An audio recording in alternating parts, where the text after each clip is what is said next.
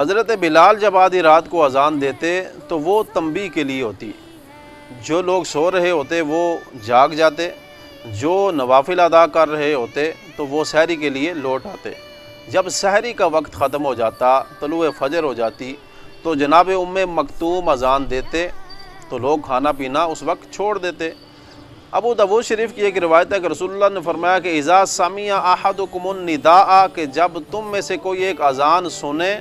اور اس کے ہاتھ میں جو برتن ہے اسے نیچے نہ چھوڑے یہاں تک کہ وہ اپنی حاجت کو پورا کر لے۔ اس روایت کے والے سے محدثین اور ابو حاتم جیسے محدث کہتے ہیں کہ یہ روایت درجہ صحت کو نہیں پہنچتی، کیونکہ یہ روایت قرآن کی ظاہری نص کلوا واشربوا اور صحیح حدیث کے ساتھ ٹکرا رہی ہے، اس لیے اس کے اوپر عمل نہیں کیا جا سکتا۔ اور جو اس پر عمل کر رہے ہیں، امام بیہقی سنن الکبریٰ کے اندر ان کے لیے لکھتے ہیں واضح طور پر اس روایت کے ضمن میں